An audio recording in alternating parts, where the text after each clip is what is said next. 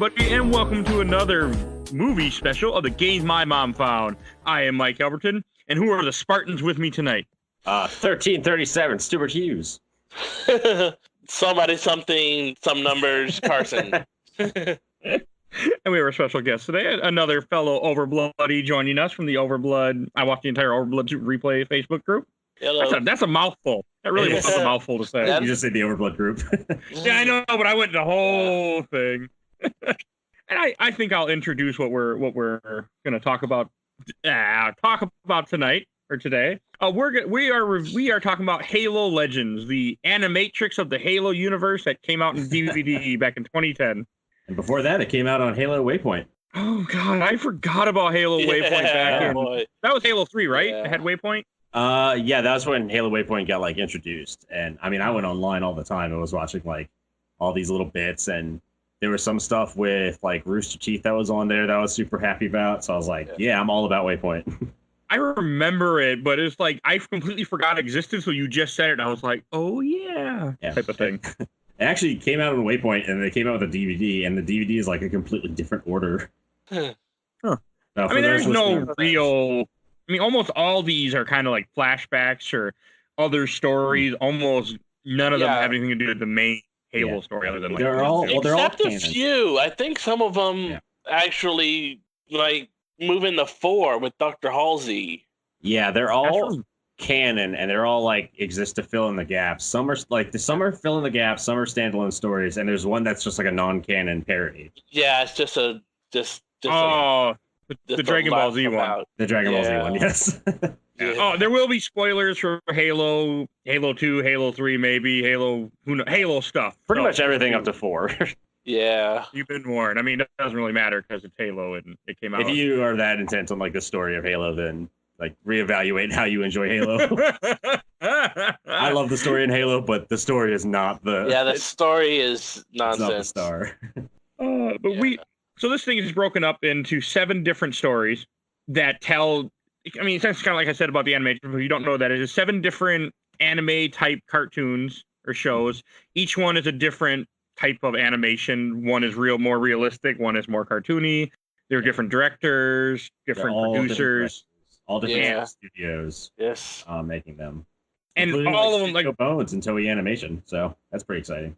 I mean, a couple of them are, I believe, are Production IG. Oh, yeah, the Duel is Production IG. And so is Homecoming. And Homecoming. Well, that was Production IG and B-Train. I think also Babysitter as well. Babysitter is Studio 4C. Yeah, Studio 4C, and they also did the Origins. I have it all pulled up right now in front of me.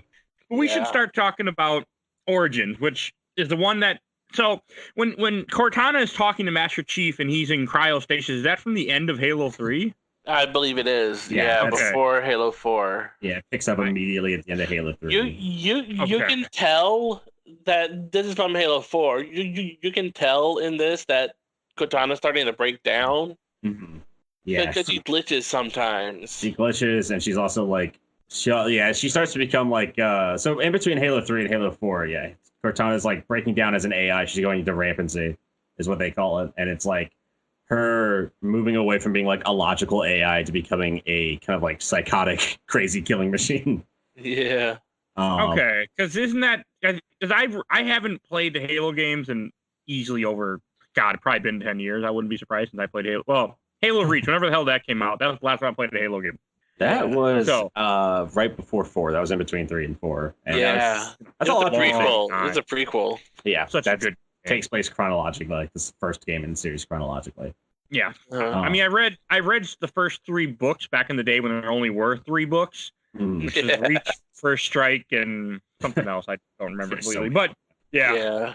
So we're going to be talking about these, by the way, in the order that they're on the DVD and on Netflix. They came out in a different order on Waypoint, but for all intents and purposes, this will be the order that they are in now. What do you mean, for all intents and purposes? Not for all intents and purposes. I love our jokes in the show. All right. As I said, Origins was the one that first on the I watched this on Netflix, and the first on Netflix. And Origin, I thought was I liked the animation style. I thought it was very interesting. It's a callback to the Animatrix. They had this. They had the origins there of the machine war and whatnot in the same type of Almost like the same length too. yeah. I did not remember anything about the Animatrix. Yeah, Animatrix I think is also 7 stories. It's 6 or 7. Yeah, it's pretty much it's the same format. It's the same kind same of thing. the Japanese have format they do a couple times in anime. This, what would you call it? Anthology format. Yeah, there's a couple of other movies. There's Memories and Robot Carnival are 2 prominent anthology series. I think in the Animatrix they call it's by the way, the first bits of the Animatrix is also done by Studio 4C. It's the same exact Okay, that's cool. Yeah. Okay, so that even makes more sense to really kind of tie it. But the origin, I mean, I guess what it was, it tells you the history of the 100,000-year-long Halo universe in 2 parts of what it was. But like I knew a lot of this from reading the books and just being into I was really into Halo in high school. Mm-hmm. And it shows you how the Covenant, kind of formed. Because, I mean, you have the Grunts, you have all these different races that were being coerced by religion, essentially, to start worshiping a race of people who blew up the world and killed everybody. Yeah. Yeah. Which I had forgotten about this. I had forgotten that they killed everyone to stop the flood, which are parasites. Yeah, the Halo is not a good thing. Yeah. No. Yeah, they all for the first two games, really, they're like, this is definitely a weapon. This is a weapon. Like they first get there and they're like, what is this strange thing? Oh no, it's definitely a weapon. Yeah. And then the whole point of like the third game is we've got to stop the flood from using this weapon. Yeah. Or we have to team up with the flood to stop the prophets from using the weapon, I should say. Yeah. I can't remember 3 at all. 3 is I think a lot of people's least favorite in the series. Yeah. I don't know. I couldn't say why exactly. It's just like the story was kind of all over the place. But yeah, this is like a nice little breakdown of everything about the Forerunners previously and essentially the events up to Halo 3, and then it ends there. I did enjoy seeing the Forerunners. Like, you get to see how technology advanced they were, just getting beaten by the flood, and how they finally gave up, created the Halos, and said, bye-bye, everybody. Yeah, there was an interesting, they had an interesting challenge in this, because, I mean, for people who are, like, huge fans of the Halo universe, you know that there's a Halo Bible out there, which, like, the creators of Halo reference constantly. It's basically, like, everything that could exist in the world. And so I was like curious at how much these people got to, like, how much Studio 4C was involved in, like, looking at the Bible and trying to predict what the Forerunners look like and how they operated. Pretty good job, I thought. I mean, considering a guy who hasn't, played a Halo game in a while and hasn't really even thought about the franchise, I mean, I thought everything was just very, very cool in the first skip. It's an interesting challenge there, because I mean, Halo 4 came out and that was all about the Forerunners and Forerunner technology. And so it's like, it's slightly different, but I really need to play Halo 4 and 5 someday. I need to finish Halo 4. I never finished Halo 4. Halo 4 is all right. I own it twice, but never played it. I know some people who say that, like, they love Halo 4, they love Halo 5. It's like, I thought they were okay. I think, like, I mean, I'm one of those diehard Halo 2 people, though, so take that how you will. Halo 2 was more of, like, for me, it's just a lot about the timing when it came out. But that's not even the game itself. It also did a lot. It pushed a lot towards, like mechanics, which we may talk about in the future, because I really want to talk about, like, how acceleration and friction. Oh yeah, not just episode, probably, but definitely Halo later for some reason. So the origin kind of talks about with the Forerunners. They talk about what's going on, and I mean, it gives you a good background into the Halo universe as you start watching this 7-movie anthology. Yeah, it's funny because that was like the 5th one to come out, or I think that was like the 5th one to come out on the Waypoint. Okay, the 4th one. Yeah, it came out like way after the other 2. It's broken into 2 parts also, because there's just so much that they're telling you about the Forerunners and the Flood. And the Flood, if you don't know, the Flood are a zombie parasite type creature that feeds off people and turns them into hosts. Yeah. The first part is all about the Flood taking over the Forerunners. The second part is everything everything past that. After the like how the humans never stop wanting to have war, never want to stop fighting. That's not even the Matrix too. Yeah. Which I didn't care for that one as much. I enjoyed the background, but I didn't need a philosophical like humans never want to stop fighting. They can't stop killing each other. I'm like, yeah, that was kind of annoying. It's that philosophy that's like always existed in the background of Halo, yeah. So it's like I see why they did. They just wanted to have like Origins is just context, is really all it is. It's just context for the entire series. I mean, so like, Halo is full of symbolism. Like, okay, the enemy's names are grunts, jackals, buggers. I mean, they're the most basic word, for a creature. I mean, also, I know it's supposed to be the UNSC Marines that named them, if I'm right. Yeah, kind of. Yeah, it's like they're what they call them, but then also the Covenant have like words for it that translates to basically the same thing. That's never really explained. Weird to me. You think it, you have a race, like we're called humans. You wouldn't, but we made our own name. I don't know. It felt to me, it always felt very symbolism, and I thought it was cool when I was in high school. Now I'm like, Unless you're the Master Chief, and then you're a demon.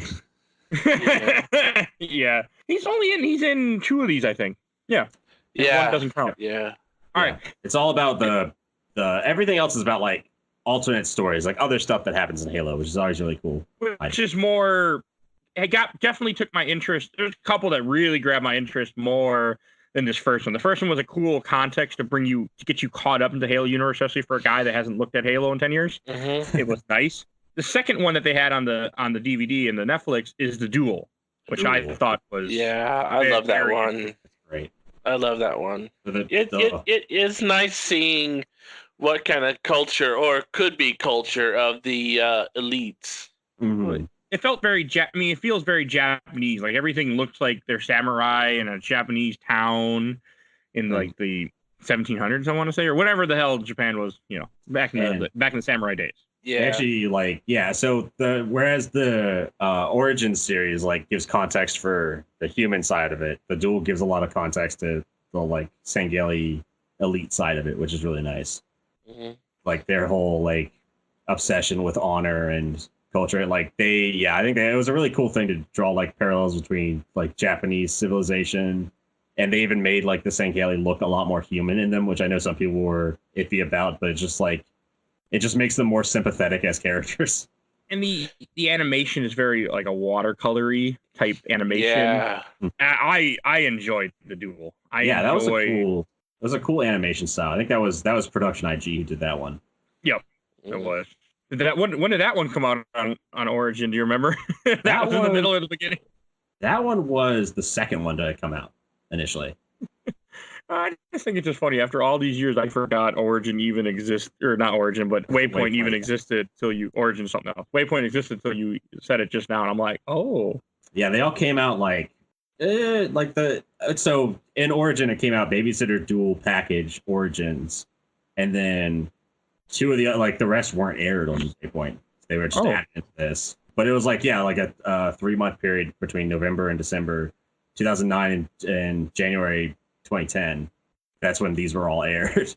And it was right in the middle of Halo 3 and Halo 4, pretty much. Well, I mean, it's a good way to help promote Halo, which is what they were doing with it. Yeah. Yeah, Halo's always kind of tried to bridge the gap between, with Waypoint, I feel like they're trying to bridge the gap between American audiences, Japanese audiences, and what a cinematic game can be. So I always appreciated that. They're going the extra step to make this game a movie. I was confused when the Duel took place. Apparently it takes place long before the Human Covenant War, and it's all about an arbiter who are one of the elites who I can't remember the definition of arbiter or what it means exactly. Arbiters are basically, I think they're supposed to be the go-between between 2 people or something. That's the main definition of what an arbiter is. In the Sangheili society, their arbiter is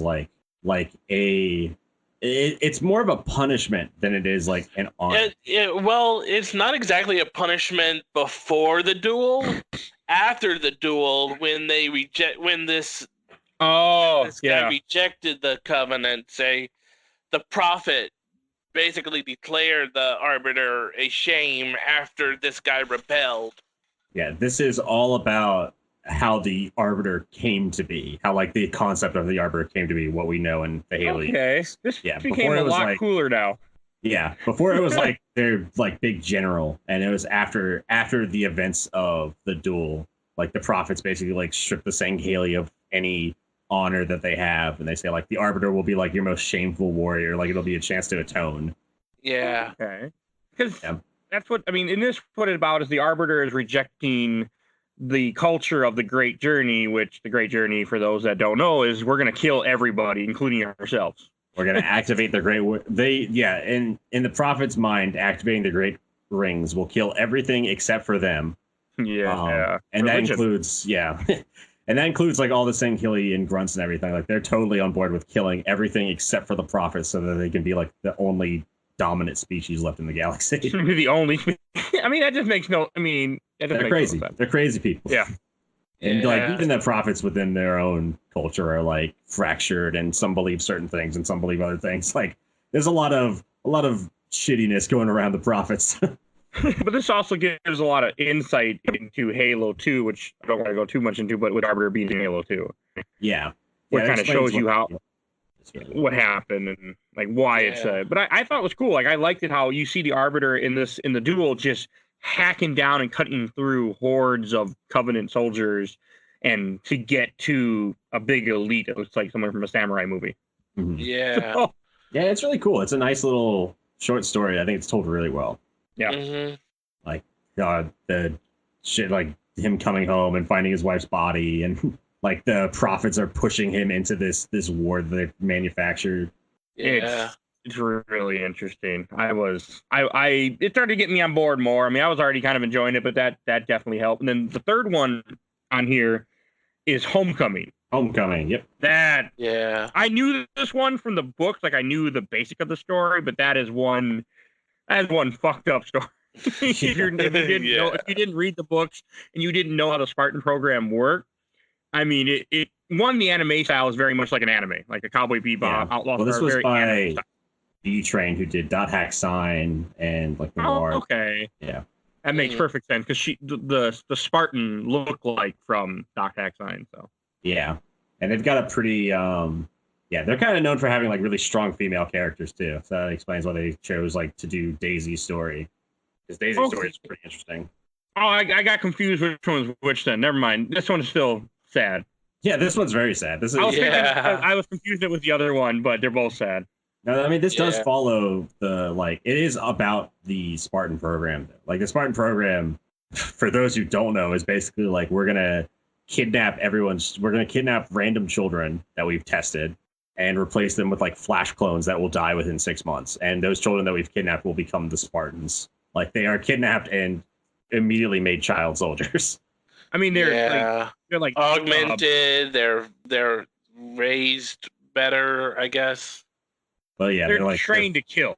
They're trained to kill. They're pumped full of like implants and steroids and shit to like accelerate their aging. Mm-hmm. And it's the story of her running away. Well, first the story is her with some of the soldiers. They're getting overrun by the Covenant, which another thing we hadn't mentioned yet. But I love how in this show it really shows you how the Covenant are just constantly beating the shit out of the humans in this war. Because in the games, you're killing everyone as Master Chief, but not in the rest of the war, everybody's struggling. Like they are not winning. Yeah, the grunts are not having a good time. Yeah, like if you go play like Halo ODST, that gives you a much better sense of. I've never played that one yet. Oh, that gives you a great sense. I played a little bit of it, and I want to finish it as well. It's really good. Yeah, it gives you a great sense of how like everybody else is dealing with the Covenant. So like you're not playing a Spartan, you're playing a random ODST soldier, and they actually do something really interesting in ODST that's worth mentioning. Where because you're playing as a human soldier, all the enemies are scaled up just slightly to like what their actual size would be. Because when you're playing as John, you're like standing like 3 feet above every other human soldier. You're huge. And so in ODST, all the enemies are scaled up to what their size would be. And like a grunt is like the size of a person. That's funny because you don't realize it when you play Halo 1, 2, and 3. But yeah. A grunt's like the size of a person. Or like I think a jackal is the size of a person. A grunt is like just barely smaller than us without their methane tank on. And then like brutes are like twice the size of us. It's terrifying. Yeah. But I did like the story. Like it shows her. She ends up getting a call from someone else. Like I think another Spartan is calling because they're trying to get an evac. and she starts having flashbacks of when she ran away because they just had enough of this program. They had enough of the torture and everything going along with it. And she ends up fleeing, running, runs back to her home, and she sees herself sitting there in a wheelchair. We were talking about like with a clone. And you find out they were cloning everybody, so no one would go. So no one, the parents wouldn't realize their kids are missing. They're just, oh, my kid's right here. They're just sick. Yeah, this is probably the first fucked up story. This is the first like visual representation. I think this is in one of the books, but this is like they really explain to you what the Spartan program is and how Halsey's been running it. And the Spartans were like their last-ditch effort to try to start getting ready for this war, because I think the war's been going on for a long time, if I remember correctly. Yeah, the Spartan program didn't begin until after the war started, because they were they were like, humanity's fucked. We're going to die. Like, we need to do. That's when they brought Halsey on board. Like, we need to do something drastic. And Halsey had the idea to start the Spartan program, and like that's kind of leads into like Halo 4. Like the first 3 Halos, they're like, yeah, Master Chief is the best soldier ever. And then Halo 4, they start to really explore like the morality of it. Like like Halsey's on the run. She's being punished for like war crimes. Oh, I really need to play on Halo 4 now. Yeah, it's like a side story. Like Halo 5 really gets into it, but Halo 4, they're like, yeah, Halsey's gone. She's on trial, and she disappeared. Okay. Well, that makes sense. I mean, like something like this, it's okay during war, but once the war is over, you're no longer the hero anymore because people start realizing what you did. I mean, that's just, I feel like that's happened in history too. Any exploration of Halsey as a character, I really like, because I think Halsey's really interesting and that, like, yeah, she's this brilliant scientist who like did what she had to do, and now she has to face the consequences for it. I just think that character is really interesting in the Halo universe. I did not know that. That does sound cool. Makes me really want to play more Halo games. Yeah. Unfortunately, they kind of bungle it sometimes, but usually I really like that character a lot. And in the end of this, she ends up dying. The Spartan does. She ends up rescuing her team, but dies in the process. Or do they get blown up too? I can't remember if they made it. The Marines get out. Okay, but she gets just impaled by like 100 needler rounds. Yeah, that would suck. Yeah, and it's funny when you play the game, needler rounds aren't a big deal, but when you watch anything else to do with Halo, needlers are terrible. But yeah, because the needler rounds are just like little crystalline spikes that like explode when they enter you. Like they're awful. Yeah. They're like, they're secretly the worst weapon. Oh yeah, they're horrible. But they bounce around corners sometimes, so they're awesome. I never used them I mean, I know Halo 1, I think they suck, but in Halo 2 they get better, if I remember correctly. Halo 2, they are kick ass. Okay, yeah, that's dual wield them as well, and I used to piss so many people off in Halo 2 because I would just like we'd play on like Valhalla or something, and not Valhalla. We'd play on oh god, is it Windmill? They're like the map with the giant turbine. I don't remember. It's been a long. I can picture what Zanzibar maybe. Maybe. I was like, I would just hang out inside that fucking building. And I would never go outside. If anyone came after me, I knew all the fucking corners, and I would bounce needler rounds off every corner. I was just like, I would get so many kills without seeing any bodies. Dude, my favorite map was Sidewinder. Sidewinder was great. Yeah. I can't picture anything you guys are saying in my brain.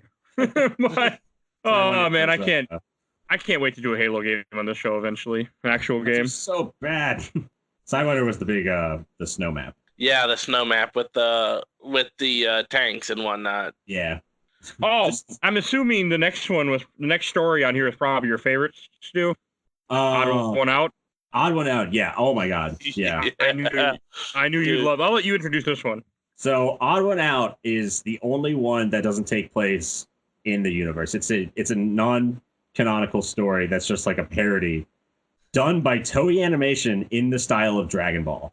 Yeah, pretty much. And it is chock full of. There are so many fucking references. There are so many references to Dragon Ball and Halo just thrown about. The story of this one's very simple. A Spartan named Spartan 1337, or Get it? Yeah. He's like the worst Spartan. And he's just like clumsy and like over the top dumb. But he's still a Spartan, so he's still like a great fighter. He's just like totally full of himself and clumsy. He falls off the Pelican.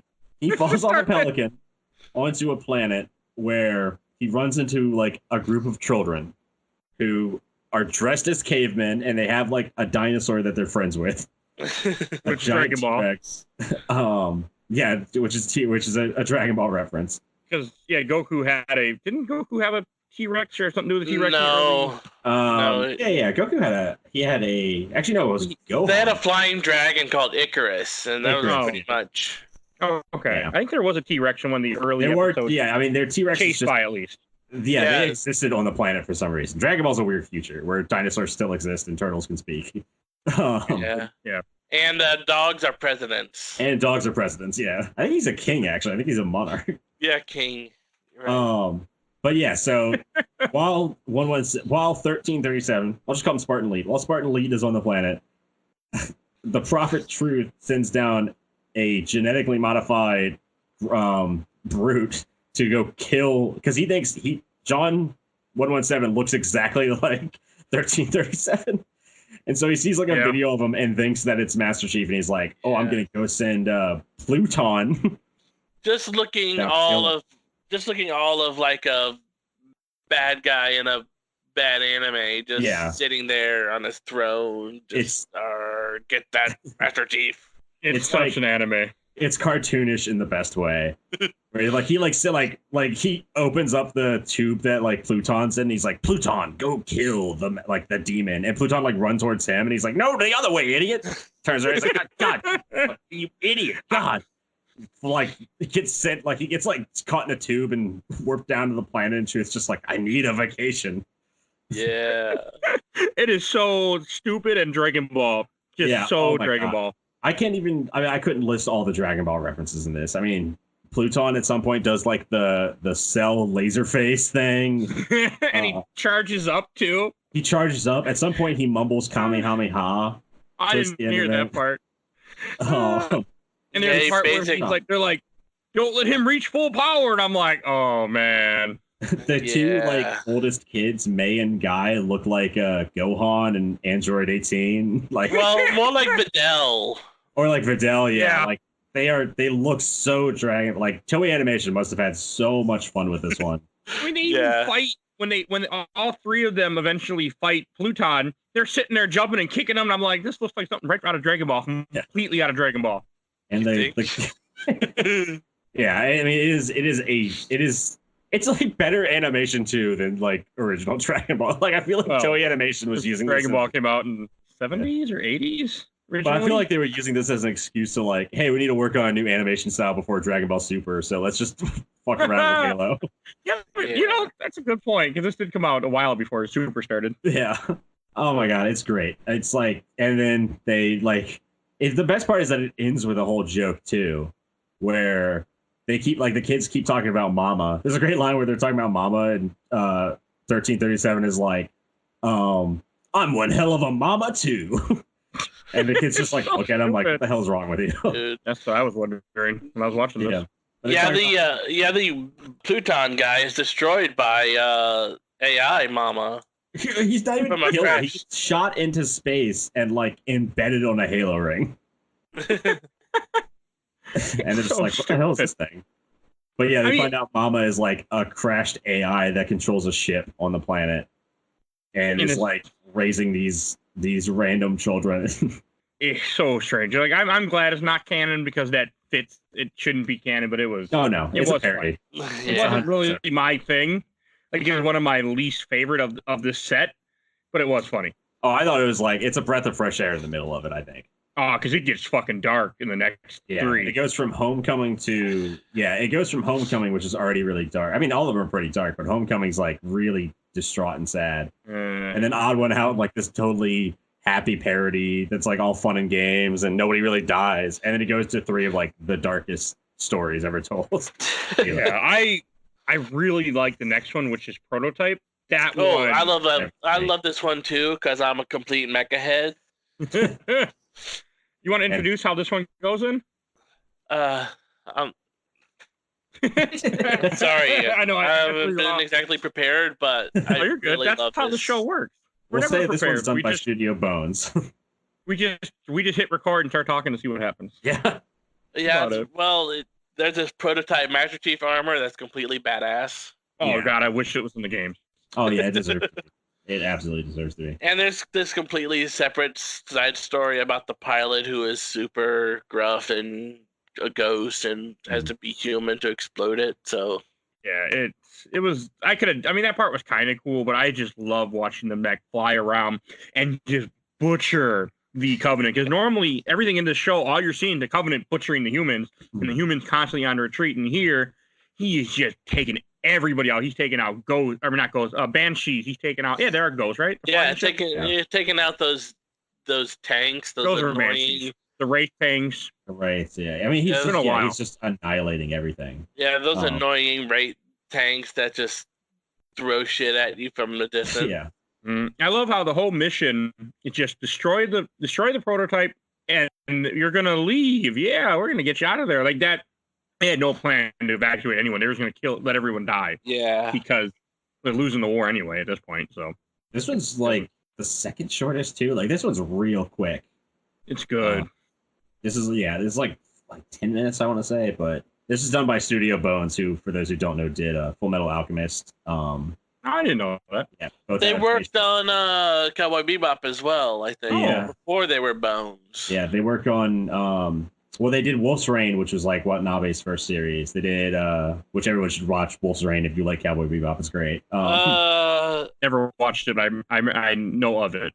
They do a lot of stuff. They do Cowboy Bebop was Watanabe's first series.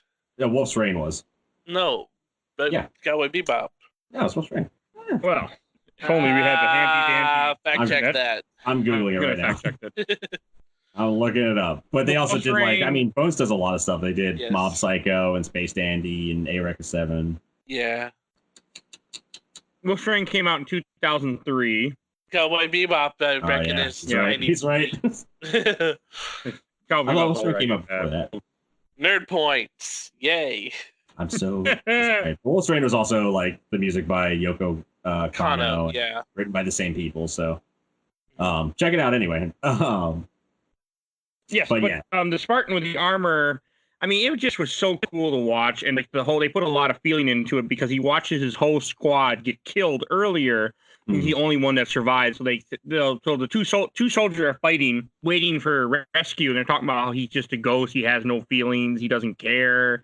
We're nothing to him. And then he disobeys orders, gets into the mech, and just starts taking out the Covenant.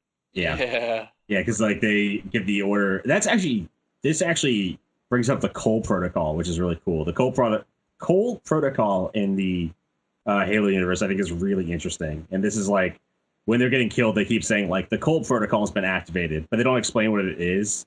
So for those who don't know, like, watching it would be kind of confused by that, I think. But the Cole Protocol in Halo is an order that was given by Admiral Cole. And it's not official law, but like Admiral Cole is so respected within the UNSC that all soldiers basically, all soldiers respect the shit out of him and basically like follow him to their deaths. And so he instituted this Cole Protocol where if the UNSC was attacked by a foreign hostile, like a interstellar hostile power, no ship could take a slip space jump directly back to Earth. At no point can you travel from anywhere in the universe directly back to Earth. You have to take several other slip space jumps. And it's basically like this whole thing to hide the presence of Earth within the universe so that the Covenant never find out that it goes so well. Yeah, I remember that at the beginning of Halo, like Commander Keyes. Yeah, they talk about the Cole Protocol in it. They don't like fully explain. I think it's explained in one of the books or something. And like one of the terminals explains it later too in Halo 3. Yeah, but it's sort of like it's this really cool thing within the Halo universe where it's like an actual military strategy, not so the Covenant don't find out where the humans are based. But they do. They do eventually. Yep. Halo 2. Yeah. Which doesn't go so well. Eventually. But I enjoyed this one. Was a little sad, and then the very end, when he's got his ass handed to him, they finally took out this mech because of course they did, the Covenant. Yeah. And the keyword, the password to blow it up is be human. Mm-hmm. And the whole, and then it flashes back to when the soldier was dying in his arms. She said, "I know you're a ghost, but just try to be human." And then he blows up. Yeah. And it's sad. It is so sad. It's a very Studio Bones like episode where it's got like a lot of like philosophical conversations in it. Despite being really short, it's all about like, becoming human and accepting like emotion and stuff for this guy who's just destroyed by war.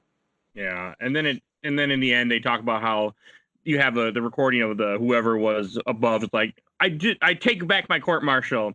He missing in action. Like it was. I thought that was good too because they respected what he did to save people. That's also the beginning of that's a running theme in Halo 2. That's the beginning of that, where in Halo, a Spartan is never dead. A Spartan can only be listed as missing in action. Oh, but he wasn't a Spartan, so they were kind of making him a Spartan. Yeah, he was essentially the first Spartan. Yeah. Well, Spartan. He developed that like idea though, where it's like he's not dead, he's missing in action, and that's kind of like that kind of like brings the Spartans to like a whole new level for the troops. It's like a whole morale thing where like Spartans are kind of seen as like gods amongst men. Yeah. Would this be before the Spartans? Like, is this supposed to take place way before that with this prototype thing? Yeah, this is way before. This is like okay, because I was looking at because it looks like a Spartan. It looks like a Spartan, but with rocket launchers and a mech. It's like one of the first it was like one of their first attempts to get to the Mjolnir suits, which is what all the Spartans wear, the Spartan suits. Oh, okay, that's cool. See, I learned new things from doing this. Yeah. Me too, to be honest. See, that's the glory of this show. The hosts learn new things as we talk about it. Yeah, especially last night. But that's neither here nor there. The next one, the last two I thought were freaking amazing, but the next one got me too, which is The Babysitter. This is a dumb name, but it worked. Yeah, this was the first one aired actually on Waypoint. Yeah, I think I remember that. Yeah, that's a good way to start this though. This is also done by everyone. Yes, they did. Okay, they did these two, but it's good. It's really good. And you get to kind of see a little bit more about the ODST, the drop troopers, which are the stronger version of the Marines. Yeah, they are like the airborne paratrooper equivalent of the Marines. And this actually aired on TV. This one actually aired on Spike TV. I think I remember that. Yeah, I think I remember that. This one and this one was like previewed on Spike during their countdown to like ODST, Halo 3 ODST coming out. Which was, I remember watching this on TV and I was like, oh my god, anime's on TV during the day. What the hell? Dude, get on my level. I was there back in the 90s when sci-fi played. Back when sci-fi would do, the random anime that they would just pick up for some reason. They played Ghost in the Shell. They played... But, like, always at night. Like, this was during the day, which I thought was weird. I was like usually anime, you have to stay up late for it. This was like, I think that was like 9 o'clock or something. I don't know the exact time for it. Hey, back when I was in elementary school, they had Sailor Moon on when I got home from school. I remember watching that. Yeah, I guess that counts. An evil by moonlight. Okay. So the Babysitter talks about these this team of 4 ODST drop troops who are getting ready to do a big mission. And one guy is all pissed off because he's supposed to be the shooter, but he's the backup shooter, and he's all angry about it, and he doesn't like. Yeah. And you find out he doesn't like Spartans, which I think is a lot of the mentality that they don't really show in this, or like they don't talk about in the games. That people don't like the Spartans. Some people don't like the Spartans. They think they're something just like man-made because they kind of are, and they just don't like them and disrespect them, and they're racist. Let's say. That's well, it turns out when you elevate a certain group of people to gods, other people might not be happy with that. Yeah, that's pretty. Yeah. But I do. So then they find out that their mission is to assassinate a prophet, which I mean, the prophets, for anyone that does know Halo, are like the gods of the Covenant. They're close to the leaders. They're the leaders, the religious. There's only a few of them, right? I think there's like what, 5 of them or 6 of them. There's not a lot. There are usually like 3 leaders. There's 3 main prophets. There's like a whole group of like prophets as a whole race, but usually 3 are leading like the theocracy that is the Covenant. And they're taking out one of the leaders, and it starts off where they're dropping to the planet, which again, what ODST troops do, they put them in a little shuttle and say, okay, launch them. And they shoot you down to the planet. Yep, the old school Starship Troopers. Yeah. I mean, the book Starship Troopers, not the movie. All that movie. And it's just, and one of them dies coming on the way down. He ends up, they're coming down in an asteroid or meteor shower, so they don't get noticed that they're just dropping meteors onto this planet. And one of them hits a meteor on the way down and blows up, essentially. And so you have the three survivors and the Spartan that all come down. And one of the racist guy lands into a swamp, and the Spartan ends up rescuing him. And he's all pissed off, like, who threw me? And then he finds out that Spartan saved your life. I don't put racist on him. I think he's annoyed that he's being replaced because the Spartan is the sniper. Maybe it's more than racist. Yeah, you're right. He's like been the group sniper, and he's like one of the he considers himself like the best sniper. I mean, he's damn good, and he's probably the youngest of the group, to be honest. Yeah. So. And then the Spartan comes along and is like, "I'm your team sniper now. We have 4 members, and 2 of us are snipers, and you're the backup. So suck it." One of the you said one of them dies on re-entry, right? Yes. Okay. I don't remember his name, but I don't remember which one. Is it Burger or whatever? The like Marine that's with him or whatever. But one of them is actually so it's O'Brien is like the main character, and then Dutch and Checkman, and Dutch is actually one of the Spartans from Halo 3 ODST. Oh, that's cool. Yeah. You mean Spartan or regular ODST? No, sorry, he's one of the ODSTs from Halo 3. I was like, ODST. none of you guys are Spartans, but yeah. the he doesn't. He's not. I think Buck becomes a Spartan. I don't think Dutch does. Yeah. Yeah. And what's his face himself? Nathan Fillion himself. Buck. Yeah, Nathan Fillion becomes the Spartan 3. Dutch is like just the that's Buck, and Dutch is like just one of his. I can't remember what Dutch's role is in that. He's like the. I don't remember at all. I mean, I don't know. I think he's like CQC. Okay. And then the idea of the story is they're traveling on this planet. You have to travel 14 hours march to get to the spot to snipe the Prophet. And they end up running into a few grunts, which I thought was cool when they just choke out the grunts, grab off the energy, grab off their oxygen tank, break their neck. I did really enjoy that. That amused me. Oh, Cal just like, she's like unfazed by the whole thing. Just destroys everybody. I say she, but you don't know she's a she. Yeah, I know. I was trying to hide that until the end, but you spoiled the surprise for me. Game pulls a Metroid on you. Yeah, pretty much. And then then they end up running into a brute who ends up, I mean, that's again, you get to see how powerful these brutes really are. I mean, even to a Spartan, I mean, it takes fighting to take down that brute. They don't really even take them down. They just throw them off a waterfall. But, yeah, it's like a brute chieftain, too. So it's like even bigger. And the guy, who was the sniper guy who we were talking about earlier? O'Brien, he gets tossed off a waterfall and almost dies. And then I do like that scene when she's carrying him, or the Spartan is carrying him in her arms, and he's all like, "Let go of me! I don't need your help." And he's all mad that the guy is carrying him because they see the Spartans as a guy. They don't know that there's women, I think, as Spartans too. Mm-hmm. I think the whole Spartan project is very hidden too, if I remember correctly, in the Halo universe. Yeah. The Spartans just kind of like in the eyes of like the ODSTs, the Spartans just kind of like showed up one day and started kicking ass. Like literally in the middle of fights, Spartans were just dropped down into the middle of battles, and other Marines were like, "Who the fuck are these guys?" Well, they're not killing us. So like only 300 Spartans too in this that they made or something. It's not a lot. Yeah. At first it was. I think you're right. I think it was like 300 or something. Oh, and they made more, didn't they? Yeah. And they weren't as good as the first ones. Well, yeah, there's the Spartan 2s, and that's like John 117, and there were like Spartan 1s that just kind of like, they like didn't really work out, and they had to like, there was like the prototypes, and then Spartan 2s came along and like changed the battlefield.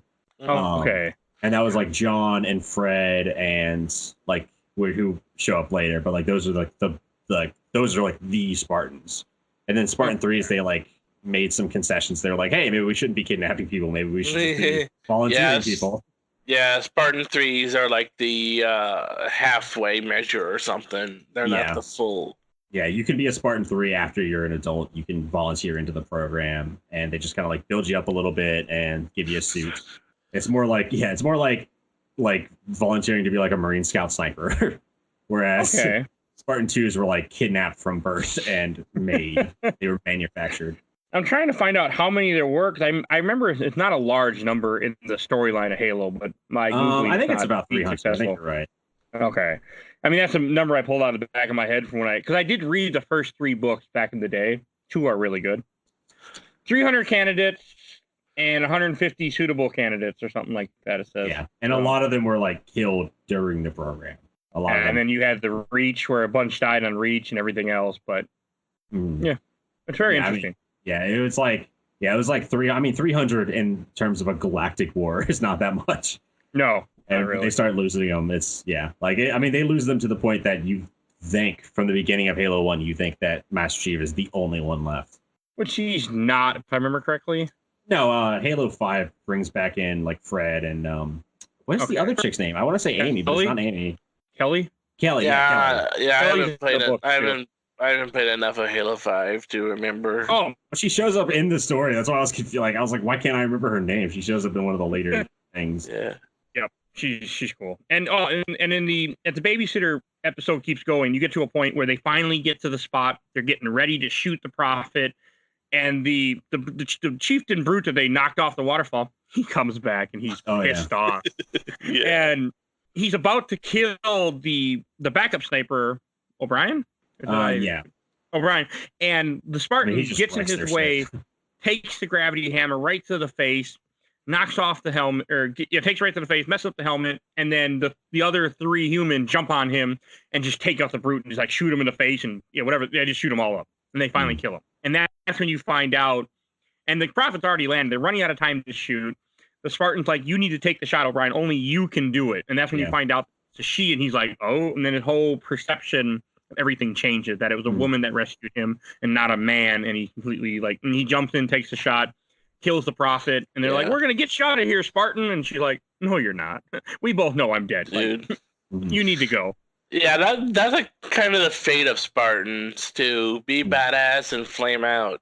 Yeah. I mean, it's a great little like isolated view of how the Spartans were integrated, where they came in and people were like, "Who the hell are these guys?"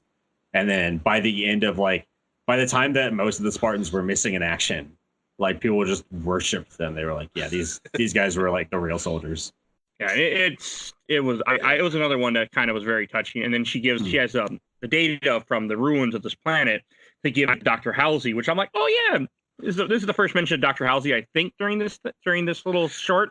Because she shows up in the last one in Daisy's story. Yeah, she's the one. Yeah. Never mind. I wondered if that was her or not. Yeah, this is a very early look at Halsey. This is like when she was kidnapped after the Spartan program, she gets kidnapped by elites for a while. Yeah. And this is they we should just tell the story of it, because it's I don't know. I don't hate this last one. It's my least favorite. It's a pretty CGI cool film. So it's completely different than everything else too. Like everything has been very anime drawing style. This is completely a CGI movie. Yeah, this is done by Casio Entertainment. Yes, and the guy who did it, Shinji Aramaki. This is his calling card too. He has a bunch of CG animated movies like Appleseed. Yeah, and a bunch of other stuff. I like this one a lot. I kind of like it too. It's smash, grab, boom, bash. I don't want to say like it was. When I say it's my least favorite, don't get me wrong. It's not like I don't like it. It's just my least favorite of the three. I like it still. It's just, I don't know. It's very early in doing like CGI stuff for like this kind of stuff. It doesn't quite look great to me still, especially considering like the guy's face in the beginning. Yeah. And part of my brain will always say like, see, this is the problem, because I'm also a Rooster Teeth fan. I've been watching Red versus Blue forever. In the back of my head, I'll always think, why didn't they get Red versus Blue to do this? Why didn't they get Rooster Teeth to make this episode? Shinji Aramaki, very good director, does a lot of very cool stuff. But I'm always going to be like, like Rooster Teeth could have done this, and maybe they would have done it. I don't know if they were in that phase yet of really super good action in their. I think this was around the time that like Reconstruction was happening. So I think they were just getting there. So it would have looked great, but I don't know. my brain's always going to be like, hey, they did some cool stuff in Reconstruction. Money would have really like. Oh yeah. Money would have really put the fucking work in to make this. Yeah. My first question with this one is, when does this take place in the storyline? Is this before Halo 1 or after? Because it has 3 Spartans in it. You have, 5 Spartans, I think. This is before Halo 1. Okay. After the Spartan. This is after Halo Reach, after the Spartan program, too. Okay, there's 5. Yeah. And, like, it's during a period in which Halsey was kidnapped by the elites, and, like, trying to like take away, and the Spartans were on a mission to go steal her back, essentially, or kill her, or kill her. Yeah. But I mean, John this one's a huge action type movie type thing, because it's just all you have the 5 Spartans coming on little like spaceships flying into the Covenant fleet, shooting the hell out of everybody, and it just missiles and laser beam plasma everywhere, and it shows kind of how badass the Spartans are, and the fact that they can breathe space in those suits that they're wearing. And it also gives you Fred and Kelly. I mean, Solomon and Arthur too, but spoilers, they don't make it through. But Fred and Kelly are like they're two like huge characters in John's story, and they've showed up in multiple projects. Yes, if I could be wrong in this, someone can correct me, whoever listens to it. I think Kelly was referenced to be the Spartan that you play in Dead or Alive 4, when they had a Spartan in it. Oh, I remember that. Possibly, I'm not sure. This could be something that I just made up in the back of my head that I believe to be fact, but in Dead or Alive 4, there is a Spartan you play as, and it wasn't John. It's possible. Yeah, I think you're right. Like, they're like the other two Spartans that are like pretty big in the universe. That they didn't get like their own stories really, but they started showing up around this time. Actually, yeah, they started showing up a lot because they were preparing to. I think at this point they were really planning to bring them back for this is before Halo 4. This is around Halo 3 ODST. This is before Reach even came out. But I was wondering like, hey, they have these characters. Are they bringing them back? Getting ready for Halo 5 when they are like pretty big parts of the story again. But like they show up in Forward Unto Dawn, they show up in a number of novels. We almost did that. Since you mentioned it, we originally were going to do Forward Unto Dawn. I keep calling you Until Forward Until Dawn. Me, we're doing Until Dawn, and I was like, God damn it, we're not doing Until Dawn. But we did not. We decided to go with this instead. This was actually Carson's pick, because I was trying to. Our guest that we originally had was due to scheduling conflict couldn't make it. Stefan couldn't make it due to work, so we ended up going with this, which I'm completely okay with. I enjoyed this. I love Forward Unto Dawn. Yeah. Someday. As I said, a lot of people don't remember about this. It's worth it. Yeah, it's nice because this is kind of like people don't know this is still on Netflix and it's still totally viewable. And it's got a lot of, if you like the Halo universe at all, it's got a lot of cool story in it. Yeah. You get to see the Spartans in action. I mean, you also have them fighting the elites. You have them, which is that the elite that becomes the Arbiter in Halo 2? No, I don't think so. Or maybe. No. Okay. The elite that becomes the Arbiter, I can't remember who. Okay. God. I can't remember. It was it was some. Yeah. It was an elite that messed up during Halo 1, I believe. Yeah.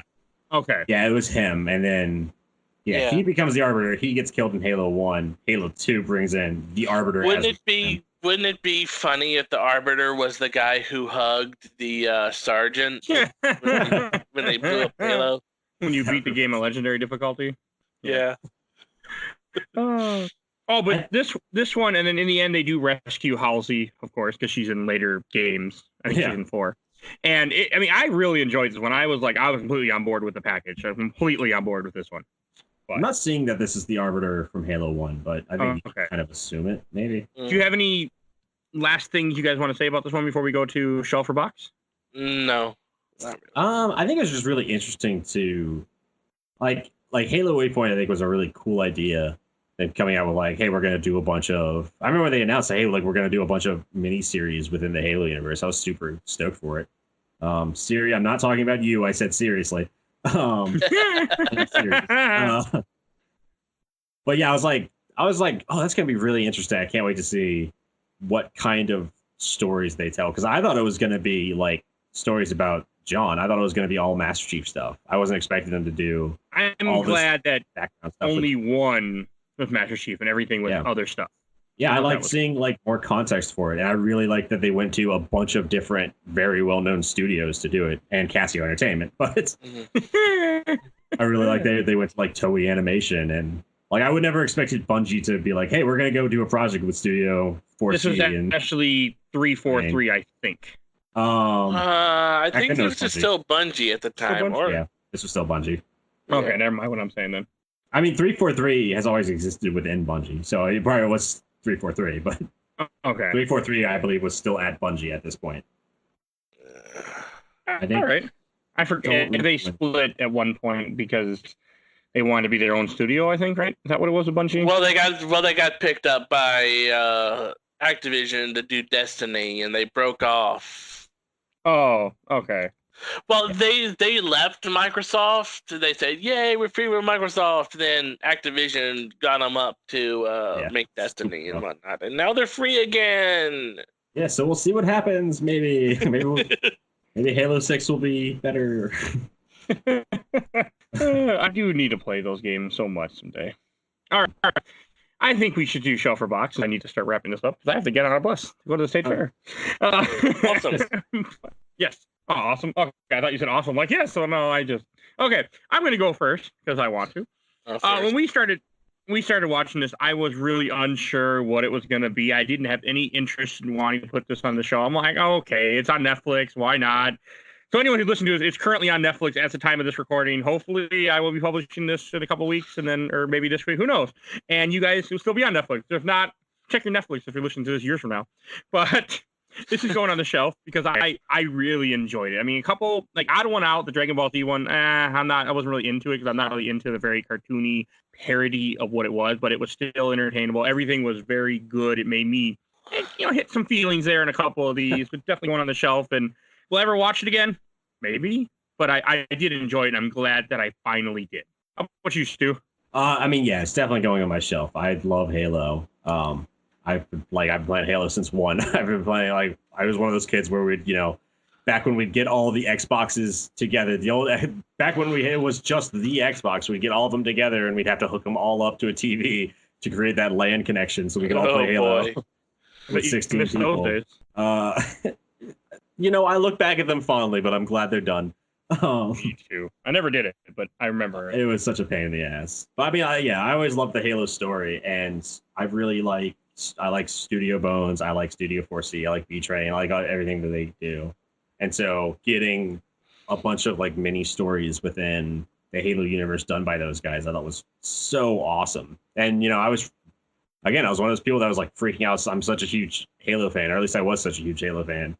And when Halo 3 ODST was coming out, I was checking Waypoint every goddamn day. Is there a new? People would be like, "Hey, there's a new video on Halo Waypoint." I'm like, "Oh my god, I gotta go home right now. I gotta go watch it." Oh god, school needs to fucking end. Trying to get on Halo Waypoint in the school's computer lab. I wonder how that worked. Not great. They had it blocked after a while.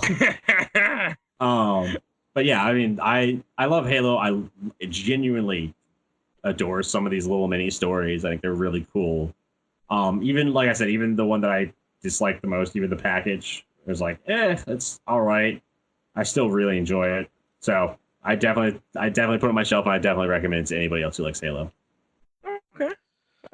Carson, how about there's you? a whole Dragon Ball episode. Yeah, I'm gonna put it on my shelf too. When you put up the thing about Unto Dawn, I said, wait, no, I think there's something better. So I said, hey, here's the Halo Legends, and I'm just glad that it's getting more attention. Apparently, I'm the only one who likes Forward Unto Dawn.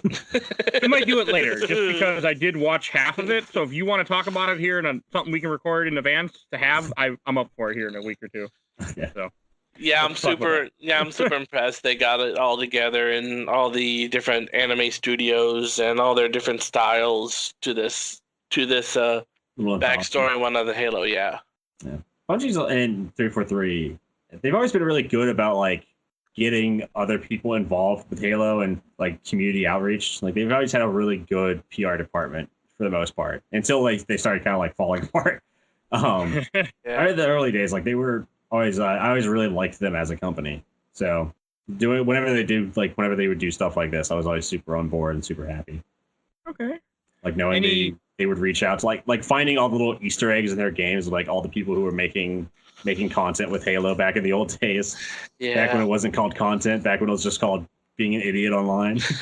Oh, I do have one question before we wrap up that I do want to ask. What was everybody's favorite if you had to pick one? What's your favorite? I think Prototype because I said I'm the big mecha fan, and just the idea of a mech suit type Spartan rolling out and being badass. This is pretty cool. Yeah, highly agree with that. Now, how about you, Stu? Thank you. It's either got to be Odd one out. It's either Well, Odd One Out is great because it's just like I said, it's a breath of fresh air in the middle of it all. I would say it's either Prototype as well because I like Studio Bones a lot, or it's Okay.